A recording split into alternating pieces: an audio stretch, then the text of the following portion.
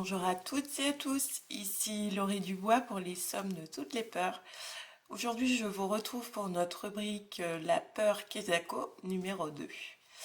Alors, le sujet d'aujourd'hui, ce sera quels sont les effets de la peur sur notre corps.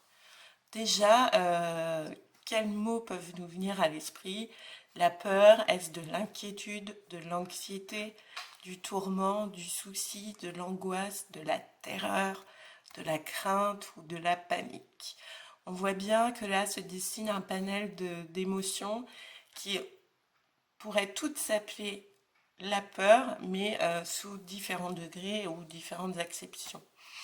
Ce qui est intéressant de comprendre, c'est que la peur est quelque chose qui passionne tous les gens qui sont fans de films d'horreur ou de romans, de polars, etc.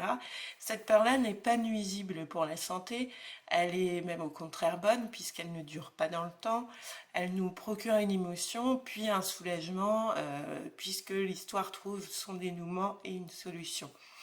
Les peurs les plus inquiétantes et qui deviennent maladives sont celles qui ne trouvent pas de solution, qui sont chroniques et qui nous empoisonnent littéralement l'existence. En effet, quand on a peur, le cerveau libère une hormone qu'on appelle le cortisol. Et ce taux de cortisol est complètement dérégulé si on a une peur, une angoisse qui ne passe pas, qui ne trouvent pas de solution. Et c'est donc l'épuisement de ces glandes-là qui va affaiblir le taux de cortisol et nous faire basculer dans une des maladies de la peur. Dans cette hypothèse, le stress est complètement nocif car il va empêcher le taux de cortisol de remonter et c'est ce qui va être très dangereux et faire vieillir notre cerveau. Dans cette hypothèse-là, on se retrouve dans un état de tension permanent pendant une durée prolongée et cette répétition de stress nous use. Par contre, la tension chronique qui va durer, ça peut être mortel.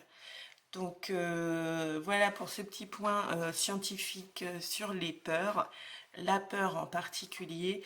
Il y a les peurs et les stress qui sont bons pour la santé et ceux qui par contre nécessitent l'intervention d'un médecin s'ils ne passent pas, s'ils sont chroniques et si vous en ressentez des effets physiques à plus ou moyen terme, il faut absolument consulter et vous faire prendre en charge sur cette question.